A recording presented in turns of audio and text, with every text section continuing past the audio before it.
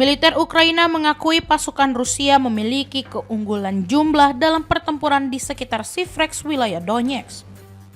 Di tengah intensitas serangan darat dan udara yang terus meningkat serta mandeknya upaya negosiasi perdamaian, pihak militer Ukraina menyampaikan bahwa langkah-langkah yang diambil di kawasan Sivrex bertujuan menjaga keselamatan personel dan mempertahankan kemampuan tempur unit dengan latar belakang keunggulan signifikan Rusia dari sisi jumlah pasukan.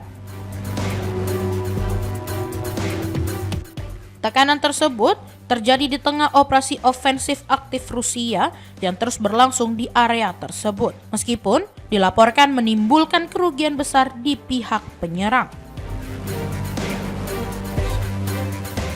Pertempuran di Sivrex memiliki arti strategis karena wilayah itu berada di jalur menuju Sloviansk dan Kramatorsk, dua kota utama yang menjadi bagian terakhir dari sabuk pertahanan Ukraina di Donetsk.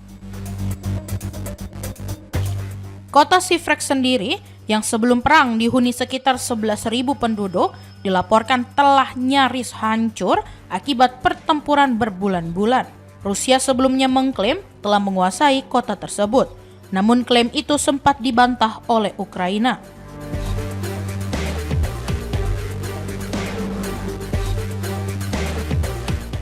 Secara keseluruhan, Rusia saat ini menguasai sekitar 3/4 wilayah Donetsk dan hampir seluruh wilayah Luhansk, dua kawasan yang dikenal sebagai Donbas.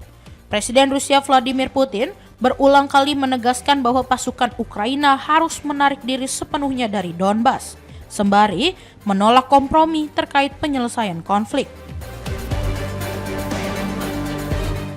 Di sisi lain, Presiden Ukraina Volodymyr Zelensky menghadapi tekanan kuat dari Presiden Amerika Serikat Donald Trump dalam proses negosiasi yang dimediasi Washington dengan dorongan agar Ukraina melepaskan kendali atas Donbas.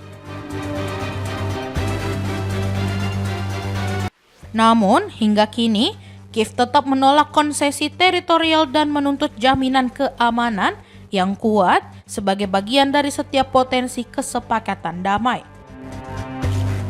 Situasi di lapangan turut diperburuk oleh serangan udara besar-besaran Rusia. Angkatan Udara Ukraina melaporkan ratusan drone dan puluhan rudal diluncurkan ke berbagai wilayah, dengan sebagian besar berhasil dicegat. Serangan tersebut tetap menimbulkan korban jiwa, termasuk anak-anak dan warga lanjut usia, serta menyebabkan kerusakan signifikan pada permukiman dan infrastruktur energi. Akibat serangan berulang terhadap sistem kelistrikan, sejumlah wilayah Ukraina mengalami pemadaman luas dan berkepanjangan.